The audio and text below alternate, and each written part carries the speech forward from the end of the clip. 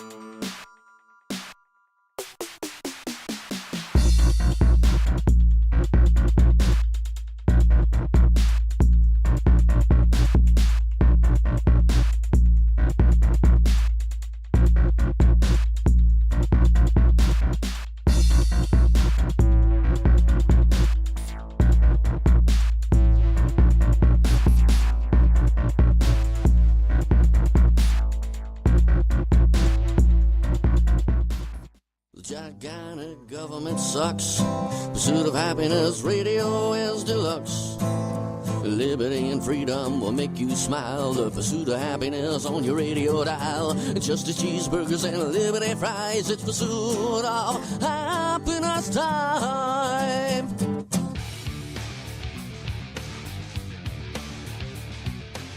All right, today is Halloween. And Britney Spears is saving money on a costume by going as a mental patient.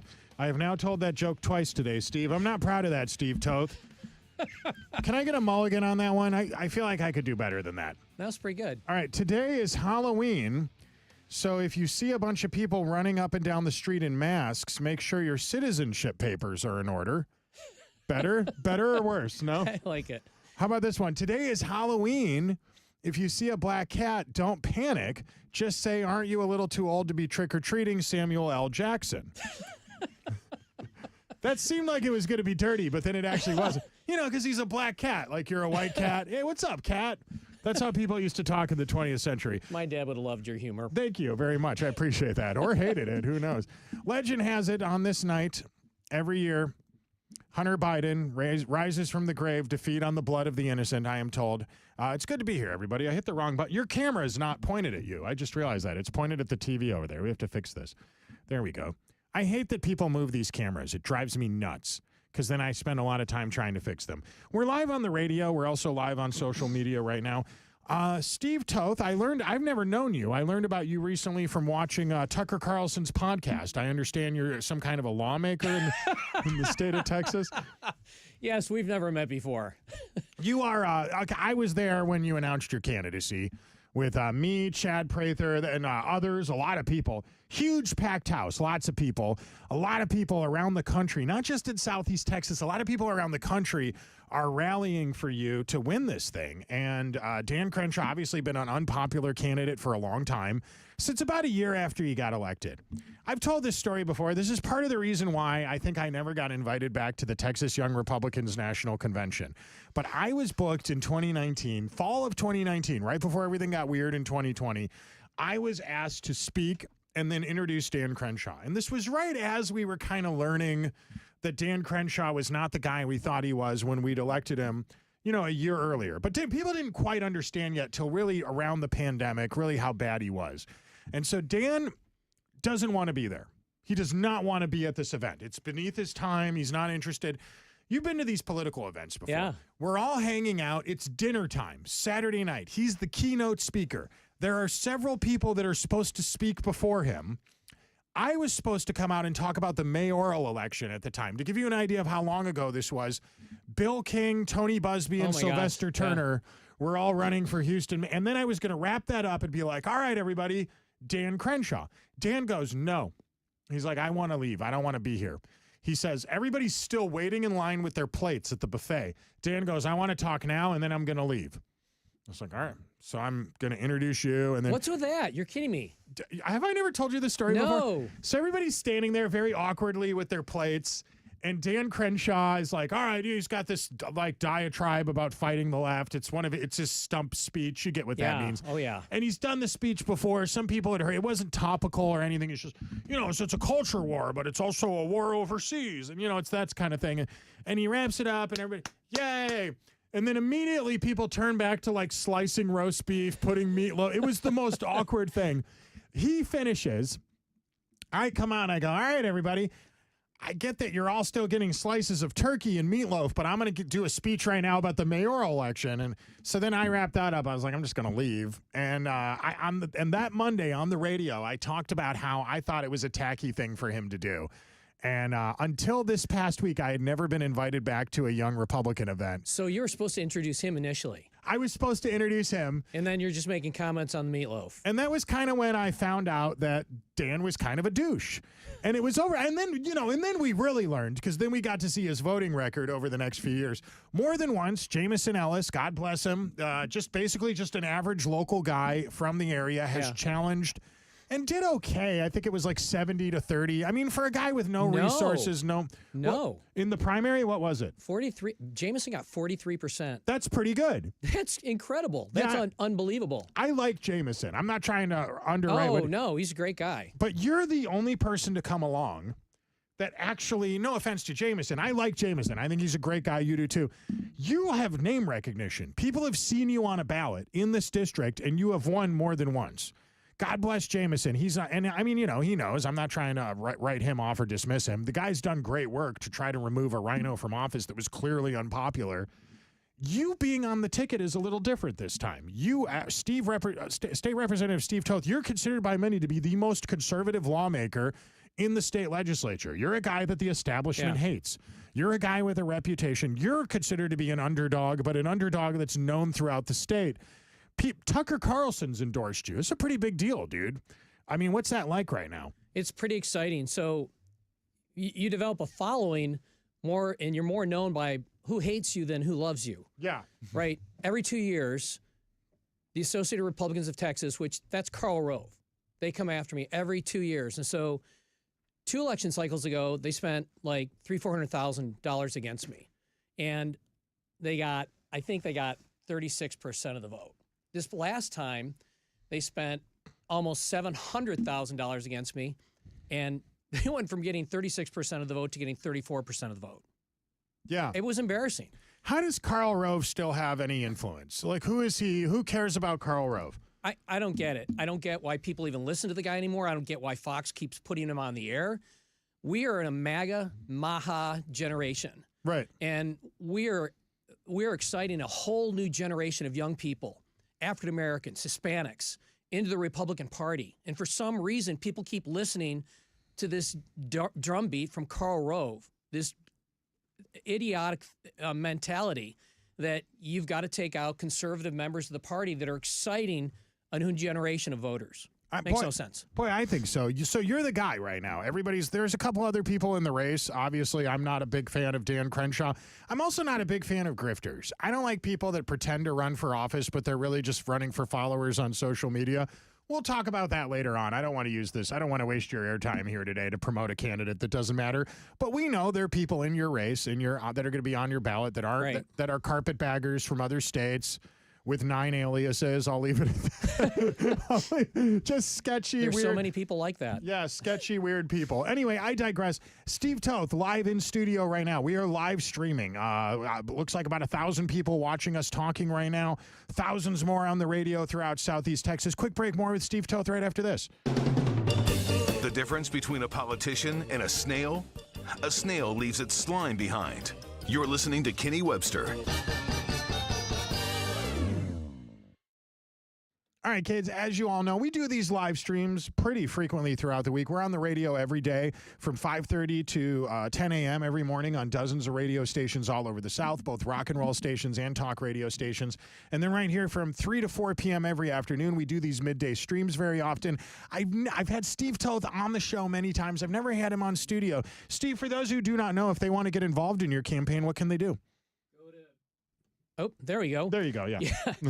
Go to my website, stevetoth.com or stevetothforcongress.com. We'd love to hear from you, and we'd love to get you involved. We're trying to attract a whole new generation, Kenny, of young people to help them get involved. And some of them are doing it as interns, and we're going to help these people get involved in the process, and hopefully we're going to introduce Texas and the Houston area to the next congressman, maybe that's only 16 or 17 years of age at this point. I love that, man. All right, we're going back on the air right now. Get ready, everybody.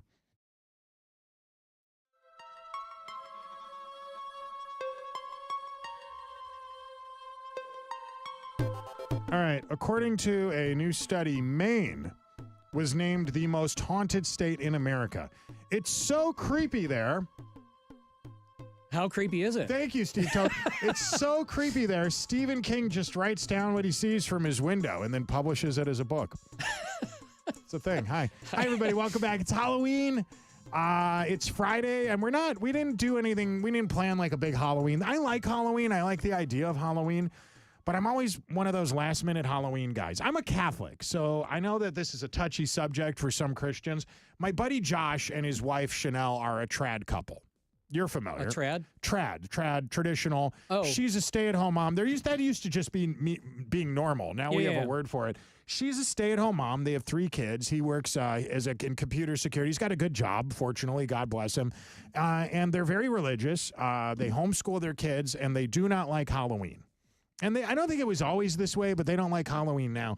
I get the homeschooling thing. I will say, as a Catholic, I've been told that we're allowed to celebrate Halloween, that it's been around for a while. The Roman Catholic Church actually moved Halloween to today, back in the year 800. Did you know that? I did not know that. You're not a Catholic. I'm not a Catholic. You're a Baptist. I'm a Baptist-costal. So I'm a mutt. So since you're alone here with a Catholic right now, we could probably polish off a bottle of Higgins rum.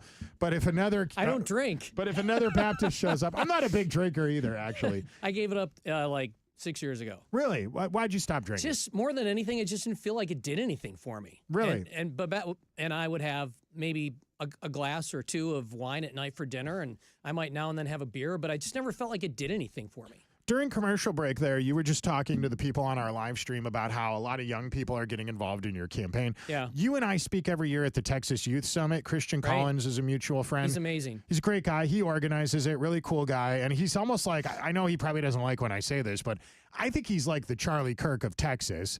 I don't wish God forbid, I hope they don't treat him the way they treated Charlie Kirk. But what Christian does, bringing together young conservatives around the state, is amazing. Kamala Harris was on the news yesterday. She was on this podcast. Hang on, let me pull up the video. That was not Kamala Harris. That's the wrong. That's not Kamala? That probably confused some people that are watching the live stream. It was a different person. Kamala was on the news yesterday. She's on this podcast in Australia, and she was detailing how she wants young people to start voting at age 16. We should lower the voting age because climate change, obviously. I think we should reduce voting age to 16. Why? I'll tell you why. Tell us why. So, Gen Z. Uh-huh. That's who they are. They're age about 13 through 27. Sure. They've only known the climate crisis. They missed substantial parts of their education because of the pandemic. Now, as you can tell, she did not give up drinking 6 years ago. No. If a Hollywood actor in the golden era of Hollywood was pretending to be drunk, like I guess Dean Martin would often pretend to be drunk. Yeah. Did you know that was often not alcohol? It was iced tea in his glass. Did you know? I did not know that. He was known for this, that Dean Martin would pretend to be drunk with Dean and Jerry, or Jerry and Dean, or whatever. Isn't that exactly how they would act? They would talk the way Kamala talks. Yeah, little Dade Phelan-ish. Yes, that's correct. To those in Texas that know what he's talking about. If they're in high school or college, especially in college, it is very likely that whatever they've chosen as their major for study may not result in an affordable wage. Kamala is very much out of touch right now for two reasons here. First of all, this talking point about climate change, I'm told that the left has basically abandoned it very recently. Have you seen the latest from Bill Gates?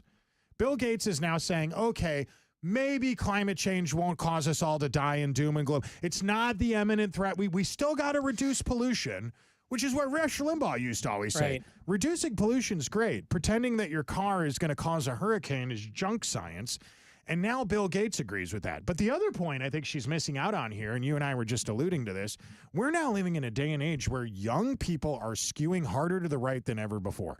For as long as we've been calculating it, the especially young men, are voting Republican, leaning conservative. I don't think she knows that. Well, for 40 years, they've been telling us that Florida would be underwater by now.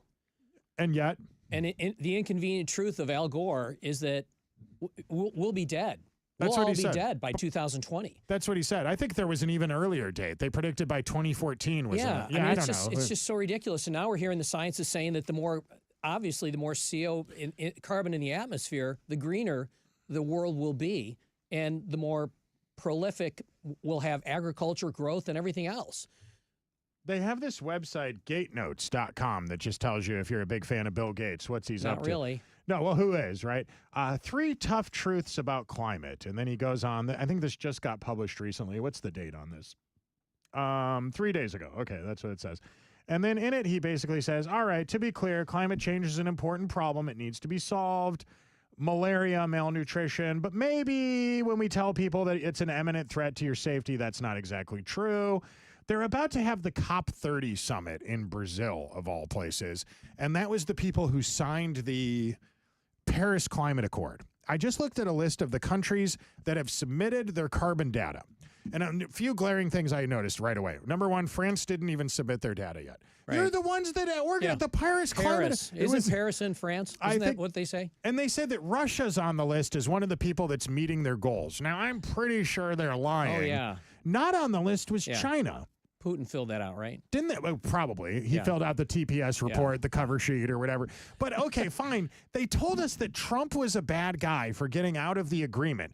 But none of them are living up to the agreement. None of them The are. short list of countries that have even claimed to be doing it are probably lying. Yeah. China didn't submit their data. So it's basically UK and Canada have reduced their carbon emission. What's that do to the world? According to climate change theory, what does that do? Nothing. But, here's the reality, though, is that the United States is reducing emissions more than any other nation. And it's because we're an economic engine. Yeah. And we're looking for efficiency and technology. And great technology, technological advances is bringing us towards a more climate neutral position.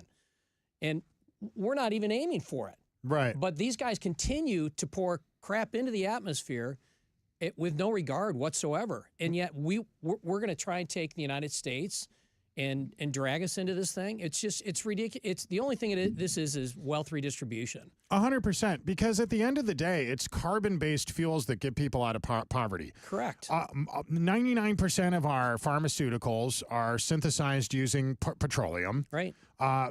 Prosthetic limbs, guess where that comes from? Oil. Every technology on Earth that helps to advance civilization seems to directly connect to oil and gas. Absolutely. I like the idea of being able to live off the grid. I think that's cool. Yeah. I went to a music festival back in August out in the middle of the desert.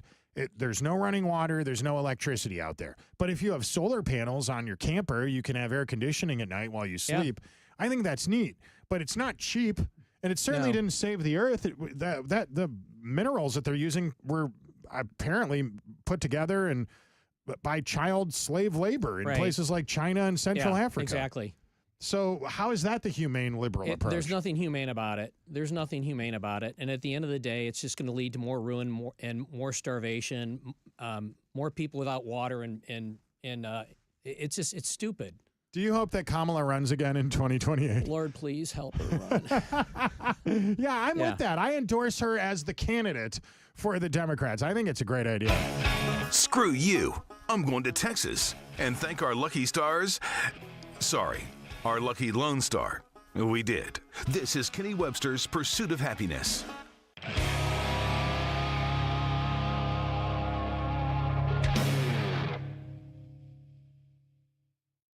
All right, we are live streaming and getting ready for our afternoon show. To those of you watching us on the stream right now, State Representative Steve Toth is here. Steve, what do you guys got going on? You got events coming up. What can people check out if they're in the Houston area and they want to come support you? We're going to start walking next week, knocking on doors and just getting to know folks in the district. It's going to start in Montgomery County, and then we're going to move from there down into Harris County. But that's really the focus of what we're going to be doing right now. We're not doing a lot of big events. We're not going to really start those until December and January. But we've got some cool stuff that's going on. I'm going to be on the Eddie Gallagher podcast next week on the 6th, which we're excited about. Eddie's a Navy SEAL. I love that. I know who he is. Yeah, very cool. And if I'm not mistaken, he's not a big fan of Dan. He's not, for some reason. All right, we need to talk about that. Stand by. We're going back on right now.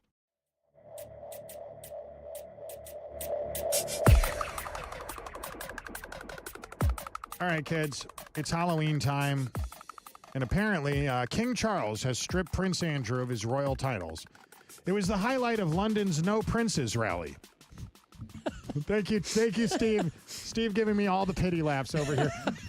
I wasn't surprised that it happened. I was surprised that it took so long. King Charles taking away Prince Andrew's royal titles. Normally, Andrew prefers to be stripped by an underage masseuse, I'm told. Yes. What is the deal with that? Why did it take so long? It is very bizarre. Oh, my God. Do you think they don't like each other, or was he just pressured into... Do you think Prince Andrew and King Charles Andrew Windsor, I guess is his name now. He's not a prince anymore. So, I don't know who's more embarrassing to the crown. Yeah. The king or or the prince. I mean, they're both. It's a clown show over there. I'm team Boston Tea Party. I'm team 1776. I will never understand these Americans who are obsessed with, oh, Prince Harry and Meghan, look how eloquent they are. They're on a red carpet. Yeah. Could they do less? I could not care less. I could not care less. I don't, and it's more women than anything else that are into this. Not conservative women, liberal women. Karens, I don't get it. I just don't get it. Which is ironic because in England, it's generally the conservatives who like the royal family. Right. Right. I mean, I'm a punk rock Republican. As a teenager, one of my first cassette tapes I ever bought was the Sex Pistols, God Save the Queen. And so to me, as an American patriot, the Ramones hated communism and the Sex Pistols hated the royal family. And to me, punk rock seemed kind of cool back then. And it still does. We're still the counterculture. What it means to be the counterculture changed a lot. Yeah. I was an Eagles guy. Sorry. Is that, the Eagles, the band? Eagles and the Bee Gees, yeah. Not the Philadelphia Eagles. Yeah. That's okay. No, I hated the Philadelphia Eagles. But you're not a country guy? You're a rocker? No. So, my dad listened to a lot of Charlie Pride and Patsy Cline. And so I did. I love country, but just the real old stuff. Really? Like, what about outlaw country? Willie Nelson? No? Merle Haggard? No? No. I love the Highwaymen. I did like the Highwaymen because I love Johnny Cash. I love Johnny Cash, too. The only Highwayman I didn't like is Chris Christopherson. I loved him, man. He seems like a pretty boy to me. I don't know. He's kind of weird, a little rough. I like him. Whenever I say I don't like Chris Christopherson, the spouses, the wives and girlfriends of a lot of my buddies are a little older than me because I'm in talk radio and I'm a conservative. And whenever I say that, their spouses get real mad. They're like, but Kenny, Chris Christopherson, he's dreamy. It's like, Chris, what? Where do you come up with dreamy? I don't get that at all. I think back in the day when they were young women, not that they're old now or whatever, but women age like wine. I'm sure we all agree with that. But at one point, some women my age or older looked at Chris Christopherson as a hunk. Anyway, I don't want to waste any more time talking about that. I will admit this. A lot of country singers are very pro-America. Right. You know me. I love electronic music. I love rock and roll. I listen to a lot of indie rock. It's generally that is not a world that is pro-America. Yeah. I was at a concert recently watching rockers from New Zealand on stage at the White Oaks Music Hall get up on stage, and first they said, F Trump. Yeah, F Trump, everybody. And then the next song plays, and then they go, Free Palestine. And this was right after the ceasefire started. And as the only guy in the crowd that probably watched the news that day, I was like, hello? You remember the guy you were just saying F to a minute ago? Well, funny thing about that, he technically freed Palestine just this weekend here. Right. If you guys hate Trump, I get it. It's a red hat evil. Yeah, and if you guys were over there, they'd be throwing you off a building right now. Oh, right? 100%.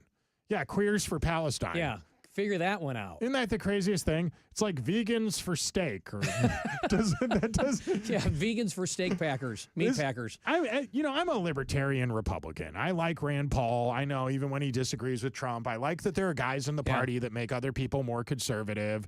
Thomas Massey, I get it. I don't have to agree with everything he does, but I like that he pushes the other Republicans further to the right. I think that's cool. And I don't want to fund both sides of every war. That's just my position. Somebody that disagrees with that, however, is Dan Crenshaw. Dan Crenshaw has never seen a war that he didn't want to fund. I can't imagine going to Washington, D.C., seeing all those homeless people lining the streets, knowing that more than half of them are military vets. Right. Yeah. And that they're there right now because somebody like John Cornyn or Dan Crenshaw voted yes on a war, didn't vote yes on giving these guys wheelchairs or whatever when they came home, didn't vote yes on more funding for the VA hospitals. You stand a good chance of going there next year. You stand a good chance of joining the swamp. Not that you'd be a swamp creature, but you would be there. You're already in maybe a more shallow swamp right now that we call Austin. What are your thoughts on that? Like when you go to D.C., are you could be pro-vet and anti-war, right? I don't know that I would use the expression anti-war. I think I'd use the expression America first before, and we've got to be a lot more contemplative before we engage in foreign conflicts, and we've just not been wise over the years. Initially when we went into Iraq, I was all for it. Do you remember the purple fingers? Of course. People would vote and they come out with it. You look at all the indoctrination that the State Department did to suck us into that war, that never-ending war. What did we achieve? What did we really achieve? And I get it. Like, we didn't know at the time. We didn't. I was completely fooled by everything that was going on. And this idea of the Arab Spring, that we can bring democracy to the Middle East. No, you can't. It is counterintuitive to Islam and everything that followers of Islam believe, with the whole idea of democracy and a constitutional republic. They are into a theocracy. That's what they believe. That's what their very essence of who they are is, a theocracy. They don't want a democracy. They don't want a constitutional republic. I make that point all the time. I think you're more conservative than me. I think I'm more libertarian than you, but we're both part of the America First movement. Yeah. And both of us look at something like this. Let me throw something up on the screen here. The Dallas Express, great conservative news outlet to combat the Dallas morning snooze, has ran an article this week, Does John Cornyn have a Hunter Biden problem? And it details what's going on with John Cornyn's daughter, Haley Cornyn. Weirdly enough, she's just... I mean, it's amazing. What a coincidence. Her dad's a senator, and she's such a great lobbyist. The story details all the money that she's directly connected to, directly tied to lobbyist firms, the Greenberg-Trorig connection, which apparently gets a lot of money for helping to distribute, as they described in the conversation here, EB-5 visas, kind of similar to the H-1B visas. And I don't claim to be, I'm not an immigration attorney, but I do feel like if you can buy your way into the country, the system's probably broken a little bit. Now, Trump has made the point, okay, what if you paid $1 million to be an American citizen? Well, that's different, right? Because these are people that would come to America, invest in our infrastructure. Suck off the tit of exactly. Yeah, I'm okay with that, exactly. But that's a little bit different, isn't it?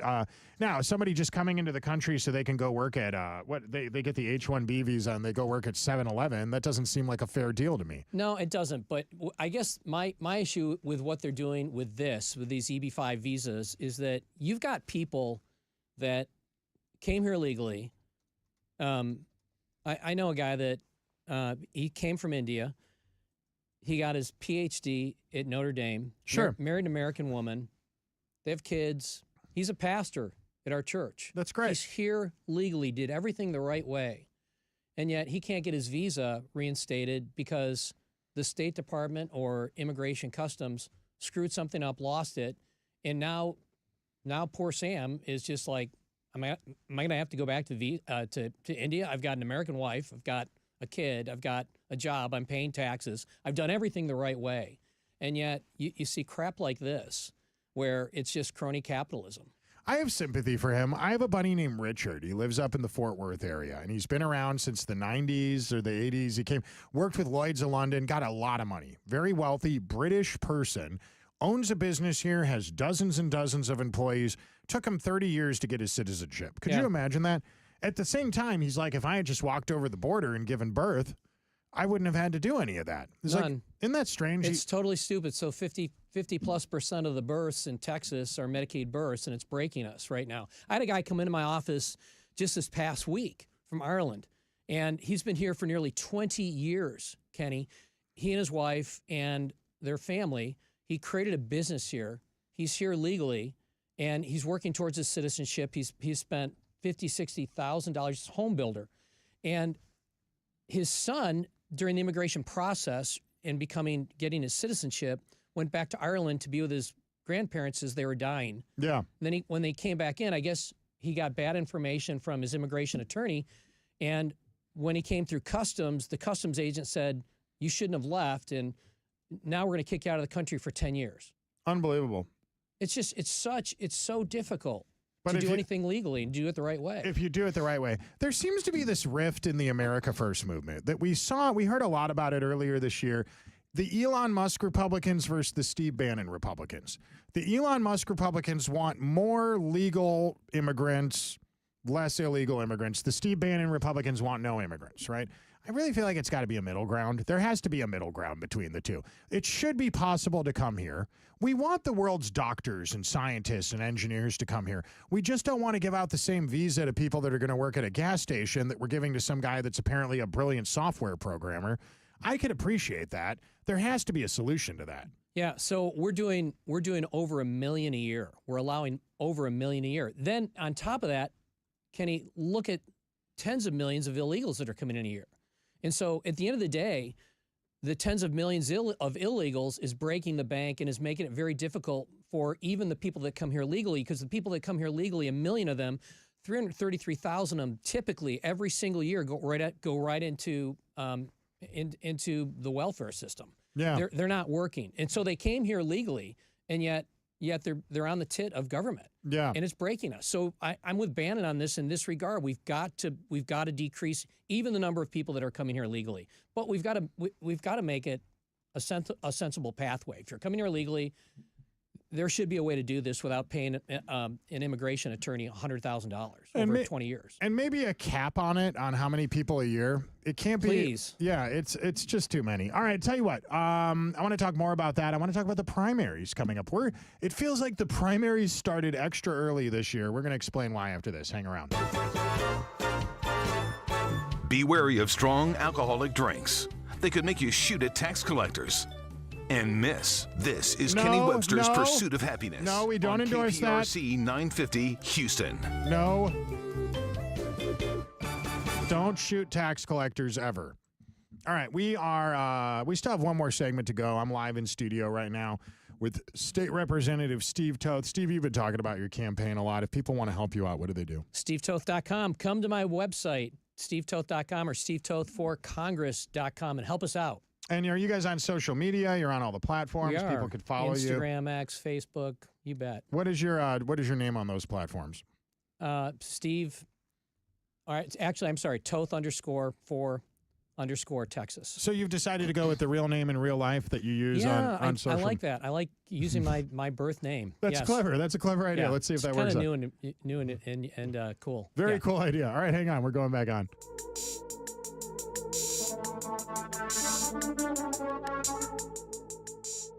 All right, kids, welcome back from break. The ladies of The View have decided not to wear costumes for their Halloween episode. That's right, they just went as witches, everybody. Hi, welcome back from break. I am here right now with State Representative Steve Toth. Steve, I turn on the TV and I see nonstop political ads, Cornyn, Paxton, Wesley Hunt. I see it all the time. And for months now, it's not even new.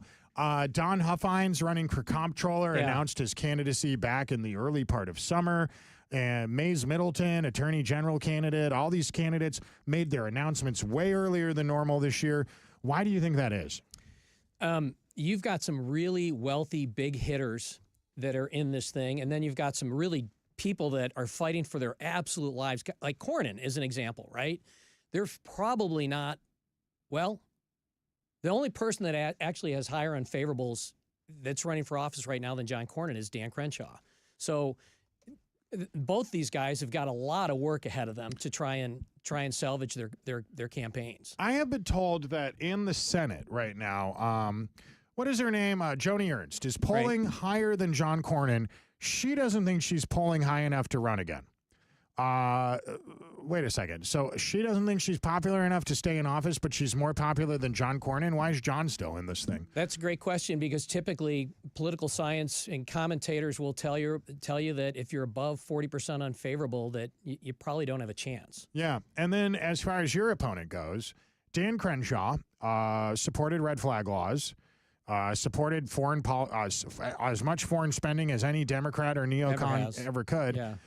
Said that Jesus was a folk hero and fictional archetype, and on some liberal podcast. And I could understand if his words were confused or mixed up. But then some girl asked him about that at a town hall, a teenage girl. Yeah. Have you ever seen this video? And he yells at her. I was there that night. Were you there? Yeah. What was your take on that?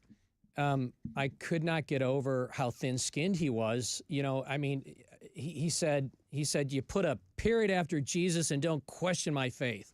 And it's kind of like, gosh, she's so young woman. She just asked a normal question. Did she question his faith, or did she just ask a question? I don't remember. She just asked a question. That's all she did. And, you know, it would have been easy to just say, look, you know, wow, yeah, I probably handled that wrong. I guess you put a period after Jesus and that's that.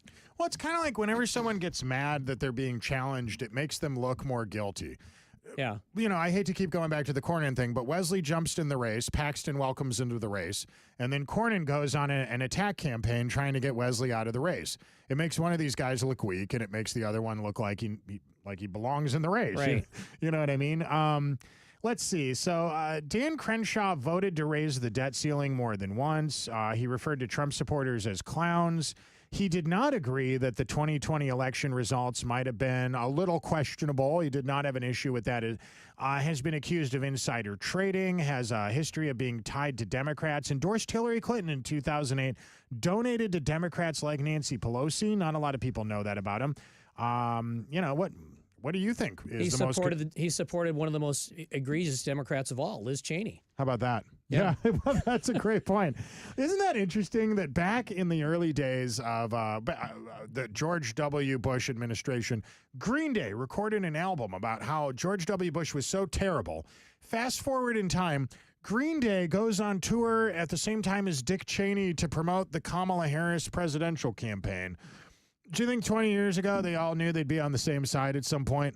It's so ridiculous, but it just kind of goes to show where their heart and their passion, their true north was really at. Right. That they were never with us to begin with. They were never with us to begin with, because you finally have a president that's actually doing all the things that these people said that they stood for, and yet they never took a stand.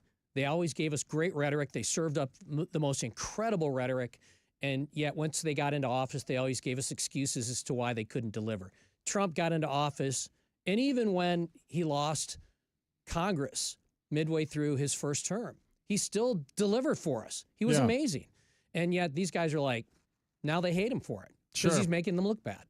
Absolutely. So this weekend, the government shutdown will become a big topic of conversation. The Senate's not doing anything until Monday. But over the weekend, the food stamp benefits go away. Here is one very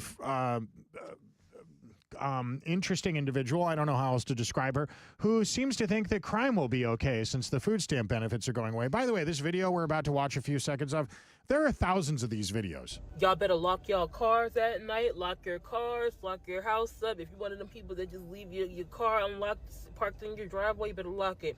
With the food stamps being gone and people not gonna have people gonna eat, okay?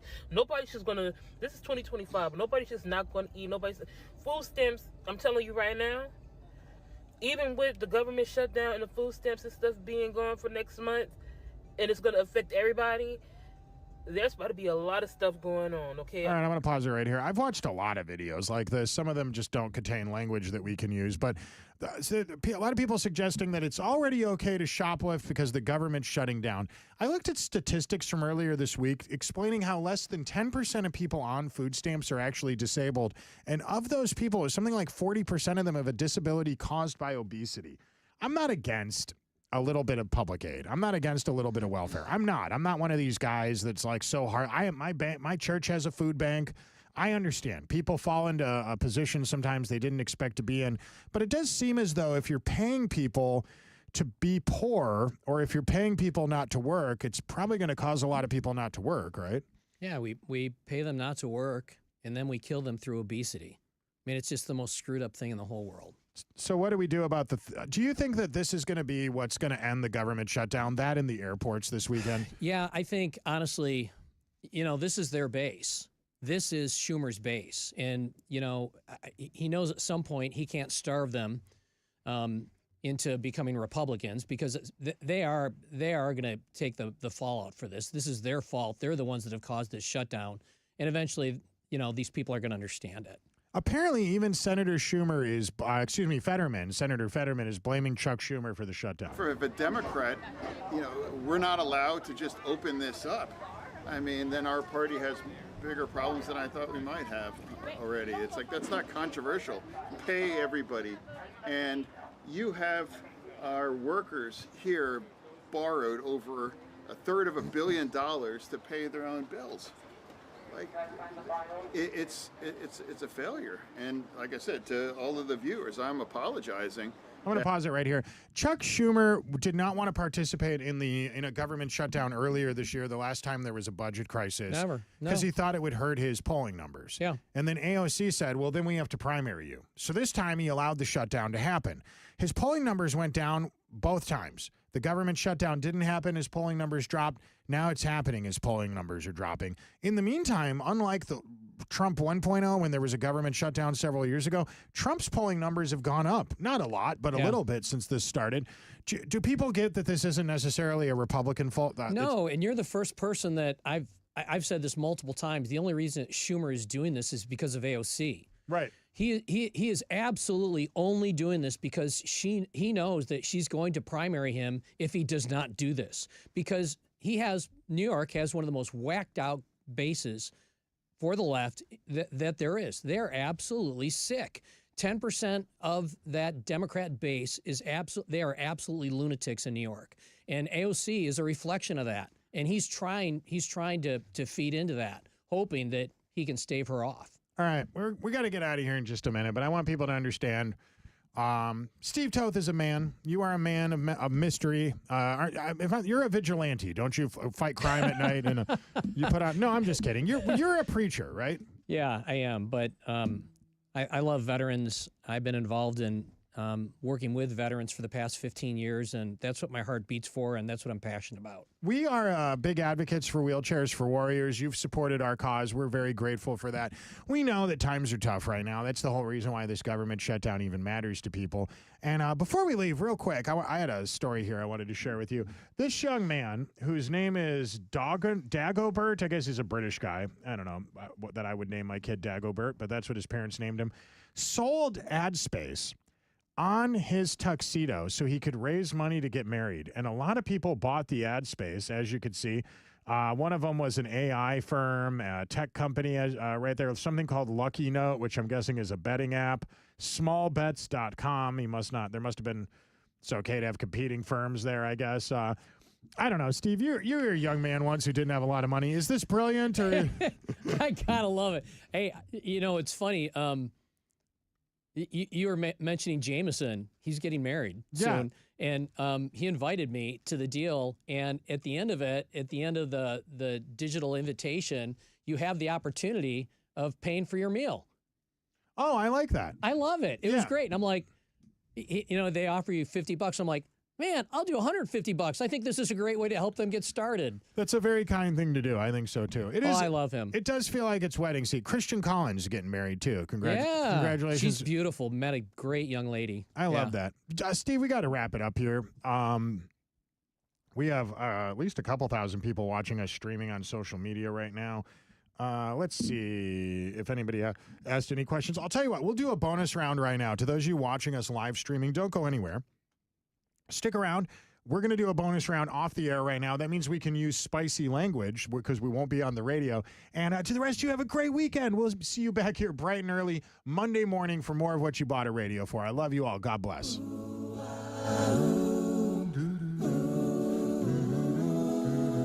You are listening to the Pursuit of Happiness Radio. Tell the government to kiss your ass when you listen to the show.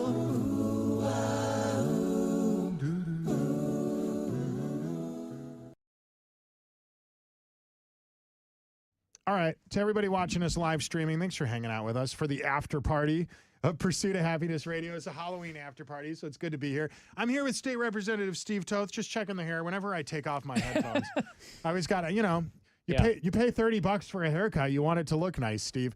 Primary season has started earlier this year. There is no doubt about that. A lot of people announced their candidacy earlier than normal. Political ads are already on TV. Not normally something you see 2 months before New Year's. Usually you'll start to see that maybe in January once the holidays are over. Not the case right now. And the Houston Chronicle is doing a piece on your candidacy. Weirdly, the Houston Chronicle has been publishing my op-eds, and Evan Mintz is going to be here Monday, the editor of the Houston Chronicle, just promoting my, that. But that being said, what is this? They're doing a piece on you? Yeah. So Jeremy Wallace called me, and I was a little surprised to hear from him because it's so early, and he said, "You're getting hit a lot by Crenshaw." And I said, "I am." And he said, "Don't you find that strange?" And I said, "I do find it strange." I said, "Typically, you don't start getting hit until like January or late December, right after the holidays. But when people are starting to pay attention with the primary coming up in March." And he said, "Well, it's amazing." He said, "Dan actually called me up and he was all nice to me." And I said, "Well, he's not been nice to you?" He said, I haven't talked to him in like 2 years, and I had just run a story on him, and I thought it was fairly, it was fair. It wasn't really critical of him, but just I pointed some stuff out, and he called me up and just let me have it. And he basically said, how do I say this as a pastor? He said, he basically, told me to F off and then hung the phone up on me. Wow. Yeah, you could say F off. That's fine. I mean, technically, you could say the word because we're not on the radio now, but you're a pastor. So someone in the comment section said, watch your language around Steve. He's a man of God. I'm a man of God. We're all men of God. As a, you are a student of the Bible. What does the Bible say about swear words? I mean, these words didn't exist 2,000 years ago. Is it a sin to say them? Well, I mean, Scripture's really clear on this, and what it talks about is that God's Word asks us to live a different life and to set an example in the way we conduct our speech. And it does talk about no unwholesome language. So it doesn't mention the words, but it just says that we ought to walk in a way that we show our lives to be different than the rest of the world. Isn't it interesting, though, how a word can evolve and go from meaning, like, for example, context here, folks, for incoming word, the R word, retarded, used to be a medical term that the medical industry adopted in order to replace other words that were more offensive. And then at some point, that word became an insult, so they removed it. And then it became mentally deficient or mentally slow or whatever. It's like, so to some extent, some of these words that used to be considered swears someday will not. Or someday are. Or someday are, right, exactly. What does the Bible say about that? Or maybe it doesn't answer every question. I don't think it's real specific. It doesn't mention any words per se, but it just, what we're admonished to do and encouraged to do in both Jesus' life as well as the Apostle Paul is live your life in such a way that sets an example of the gospel of Jesus Christ from which you've been called and saved. I can tell you rumors I've heard, and these are just rumors.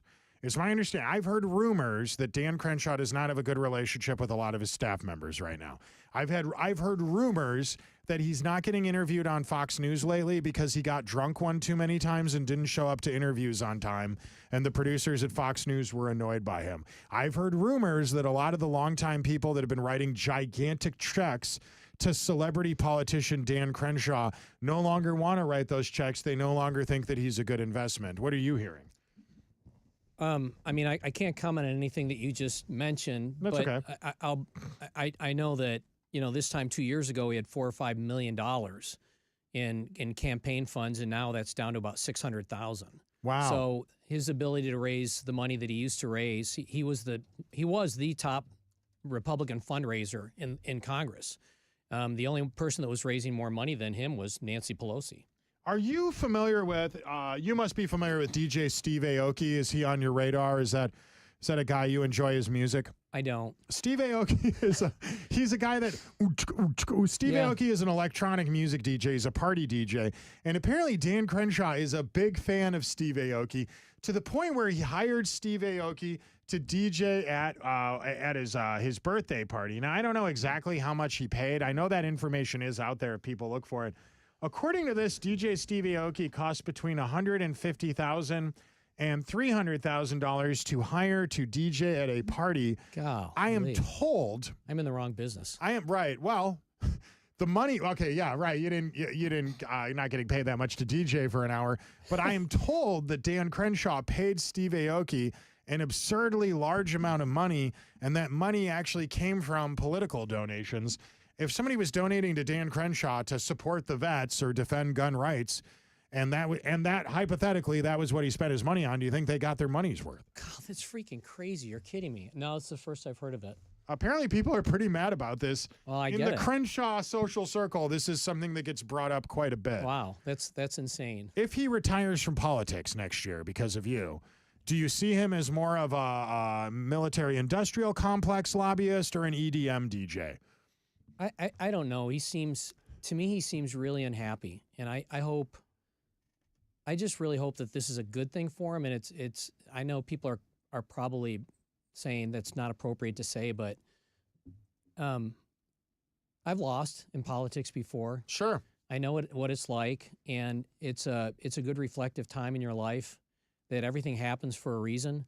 And for me, I left politics for 4 years when I lost to Brandon Creighton. And he beat me soundly. And I don't know of anybody that I've got a closer relationship with in politics than Brandon. Yeah, you guys are pretty cool, right? And Very now, much so. And now look at him. Isn't he a Longhorn and he's at Texas Tech? That, Yeah. I don't know what the rules are, but that feels like sacrilege to me. No, he is so excited about it. And no one's going to do a better job, I think, at turning higher education around in Texas than Brandon. He's the most amazing person. Let's see. We're getting a lot of comments from people before we get out of here. Let me just read some of them. Dale says, end all war, foreign aid, foreign influence, all lobbying, the Fed and the IRS. We broke America first. We've added $1 trillion to the debt since August. Did you know that? Yeah. That is insanity. Did you understand it took over a century to add the first trillion, and now we've added $1 trillion in a month? Why isn't that the biggest news story in America? I don't know. And the thing that just gets me is that the next generation coming along, it's like they've always lived through this deficit spending, and they're just so comfortable with it. Kenny, when Ronald Reagan left office in '88, he left with a $50 billion deficit. Yeah. Billion. And now we're, if you include unfunded mandates that are coming along, we're close to $30 trillion. And people are just totally comfortable with this. It's okay, no big deal. We can continue to do this. We can't continue to do this. It says here we got to according to the Goog, I wasn't alive at the time, but October 22nd, 1981, $1 trillion in debt is what it says. And look, to your point, that was a long time before we got to 1 trillion. Right. And now 38 trillion. 38 trillion feels like a number we'll never be able to pay. I don't know how you do. I don't know how you get beyond that. I think one point I've heard from the Keynesian people, economic people, the people in the middle, they're not Marxists, they're not free market guys, they're not Austrian economic guys. Yeah, right. Is that as long as our spending, as long as our debt isn't per capita, isn't going up as high as other countries at the same rate, we'll be fine. Well, I don't know if I believe that. I don't either. And so the problem is that we're in uncharted waters, which should scare the crap out of all of us. Yeah. Because everyone is doing the same thing right now. Everyone's printing money. And so at what point does this just completely blow up in all of our faces? And you've literally got a worldwide depression. Yeah, it certainly seems that way, Steve. So, hey, before we run out of time here, because I know you got to run soon and I do too, closing thoughts. Why should people get out and vote? Why should they be concerned about your race? How do they get involved? What could people in the district do? What could people outside of the district do? Get out and vote. And I know there's a lot of cynicism right now in our country, and it's warranted. But if we're going to save our republic, then we've got to engage, and we've got to say no to cynicism in our own life and as well as in our families. And we've got to start being leaders. Look, when I get elected in January, we're going to have 2 more years of Donald Trump, and we're going to have 8 more years of J.D. Vance, and we can turn this thing around. But we've all got to engage. We've all got to do our part. So you're not going to be endorsing President Kendall Jenner then? Is that what you're saying? Who? I'm Kenny Webster, my brother from another. Steve, I got nothing but love for you. Buddy. I'm so excited to endorse you. I think you'll win. I'm going to say it right now. Steve Toth is going to win this race, but whatever happens, I don't regret getting behind you. I don't regret investing time. This is an important race. It is. The reason why I've gotten mad about grifters getting into your race, people that look to me like con artists, is because I know how hard people in that district have worked to unseat one of the most corrupt, one of the most disappointing politicians in the state of Texas. God forbid we replace that man with somebody vastly worse. Some carpetbagging nut job with an AI-generated profile photo who people in his or her own family don't trust him with money. I digress. I got to run. I love you all. Happy Halloween. Follow my buddy Steve Toth on social media. We'll be back bright and early Monday morning for more of What You Bought a Radio For. Kenny's on the radio, he's got a show, he's got to know that all the pros will listen to his silliness, his willingness to thrill us like Skrillex would if we were into Skrillex. And there'll be bits mixed in and like nuts in a tin can, or brains in a tin man. This one-man band can jam and jam. He's got no shame, he's unafraid to throw it all against the wall and see what sticks. He don't give even if it sucks. He don't give. Cause there's plenty more gumption where that came from. The scrappiest check and he don't give a crap. He just yaps and he yaps and he yaps and he yaps and he yaps and he yaps and he yaps on the pursuit.